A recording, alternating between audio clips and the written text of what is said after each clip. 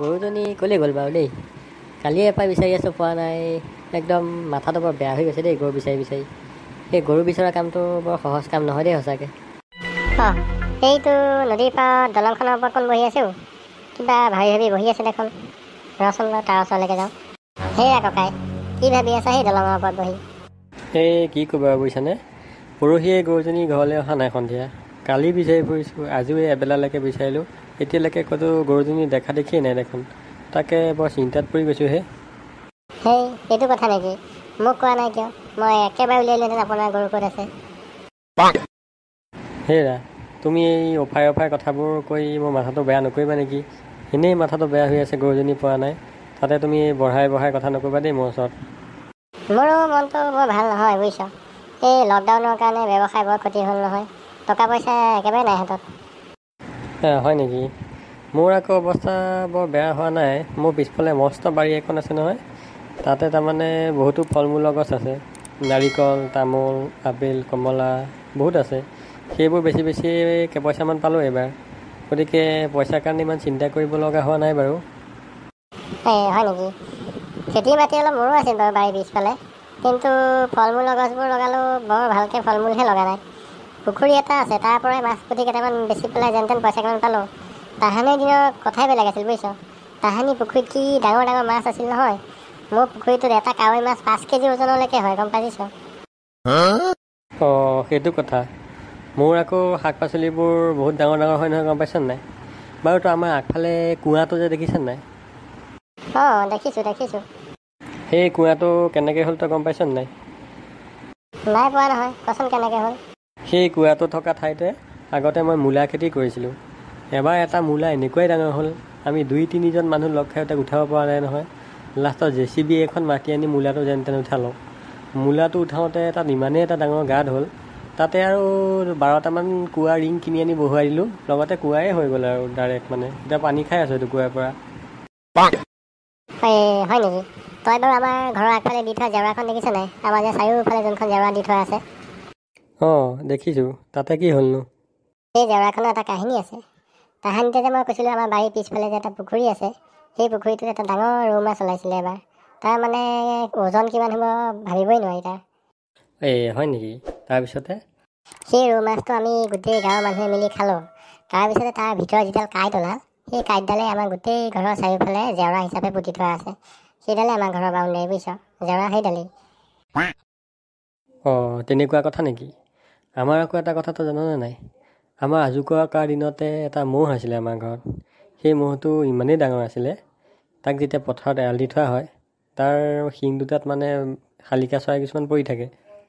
সেই শালিকা চৰাইবোৰে যেতিয়া এটা শিঙত পৰি ইটো শিঙত পৰিবলৈ বুলি উৰি যায়, তেতিয়া মাজত এঘণ্টা জিৰণি লৈ এঘটি পানী খাইহে সিটো শিঙত পৰিবলৈ উৰি যাব পাৰে।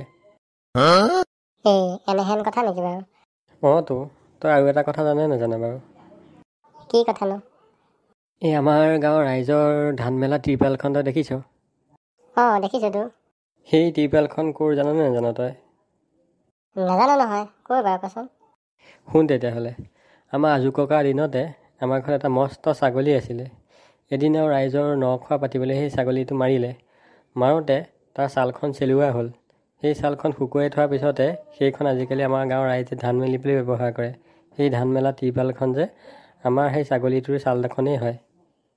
এনেই অলপ বেছি হ'ল নেকি বাৰু? নাই হোৱা, বেছি হোৱা নাই। বহাই কোৱা নাই আকৌ, মই সঁচা কথাই কৈছোঁ। বাৰু আৰু এটা কথা মনত পৰিছে নহয়, বুজিছ? কচোন কি কথা? তাহানিতে সেই আজোককাৰ দিনতে আমাৰ পিছফালে থকা মাটিডৰাত গাজৰৰ খেতি কৰিছিলে, বুজিছ? হয় নেকি? তাৰপিছত? গাজৰৰ খেতি কৰোঁতে এদিন গাজৰবোৰ তুলিবৰ সময় হ'ল। তেনেকুৱাতে সকলো গাজৰ তোলাৰ পিছত এটা গাজৰ তুলিবলৈ ইমান সময় চেষ্টা কৰিলোঁ, কোনো পধ্যেই উঠি নাহে নহয়। তাৰপিছত আৰু 3খন গাঁৱৰ ৰাইজ মাতি আনি বেলচা আৰু কোৰ লৈ গাজৰটো উঠাবলৈ চেষ্টা কৰিলোঁ। তেতিয়া আকৌ সেই JCB ৰকম গাড়ীবিলাক নাছিলে নহয়। গতিকে কোৰ আৰু বেলচা লৈ উঠাবলৈ চেষ্টা কৰিলোঁ। এনেকৈ কৰোঁতে এমাহ খান্দিব লগা হ'ল, বুজিছেনে? এমাহ খন্দাৰ পিছত গাজৰটো কোনোমতে উঠি আহিলে। তাৰপিছত আৰু গাজৰটো উলিয়াই অনাৰ পিছত তাত যিটো গাঁত হ'ল, সেই গাঁতটো মানে তলখন কিমান তলত আছে আমি চাবই নোৱাৰিলোঁ। পিছত এজন মানুহ মাতি আনিলোঁ বহুত আঁতৰৰ পৰা। তেওঁ মিটাৰ মাৰি চাই পেলাই কৈছে গাঁতটো হেনো ইটো মূৰ গৈ আমেৰিকাত ওলালগৈ গৈ পেলাই। হয় নেকি? আজিকালি মইতো দিনে 2-3বাৰকৈ আমেৰিকালৈ অহা যোৱা কৰি থাকোঁ, বুজিছ? হেই কি কথা কওঁ, আমেৰিকালৈ বোলে দিনে 2-3বাৰকৈ অহা যোৱা কৰিব পাৰি। কেনেকৈ যাওঁ তই? কিয়? তই সেই গাজৰটো উঠাওঁতে যিটো বাট হৈছিলে সেই বাটটোৱেদি যাওঁ আকৌ। বাৰু ঠিক আছে। তহঁতৰ যে সেই মাহী ল'ৰা এটা আছিলে, তাৰ খবৰ খাতি কেনেকুৱা আজিকালি? অঁ, মাহী ল'ৰাটো, তাৰ মাজতে বৰ ডাঙৰ এক্সিডেণ্ট এটা হ'ল নহয়, তই গম পাৱ নে নাপাৱ বাৰু? অঁ, নাপাওঁ নহয়। কি হৈছিলনো? যোৱা বছৰ সি ৰাতিপুৱা গৰু এৰাল দিবলৈ গৈছিলে। হাততে গৰুজনী লৈ পেলাই সি ৰেল আলিটো পাৰ হ'বলৈ ধৰোঁতেই সন্মুখৰ পৰা তীব্ৰ বেগী বুজিছেনে ট্ৰেইন এখন আহি তাক একদম এক খুন্দা মাৰি দিলে নহয়। লগে লগে আৰু তাৰ পিছ ছাইডটো কাটি গ'ল আৰু গৰুজনী আগ ছাইডটো কাটি গ'ল। তেনেকৈ আৰু বুজিছেনে আমি ধৰি ধৰি ঘৰলৈ লৈ আহিলোঁ। এই বৰ ডাঙৰ ঘটনা দেখোন। তাৰপিছত কি হ'ল? তাৰপিছত আৰু কি হ'ব আৰু, বিভিন্ন ডক্তৰ লগালোঁ, বেজ লগালোঁ, নাই তাৰ কোনো ভাল নোহোৱা নাই নহয়, লক্ষণেই নাই।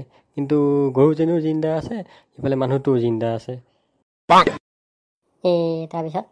তাৰপিছত আৰু কি হ'ব, আমাৰ গাঁৱলৈ তেতিয়া বাহিৰৰ পৰা এজন ডাঙৰ ডক্তৰ আহিছিলে বুজিছানে। তাৰপিছত ডক্তৰজনক আনি দেখুৱালোঁ। ডক্তৰজনে ক'লে কামটো হৈ যাব, কিন্তু ডাঙৰ অপাৰেশ্যন এটা কৰিব লাগিব। ইয়াৰ কাৰণে চহৰলৈ নিব লাগিব দুইটাকে।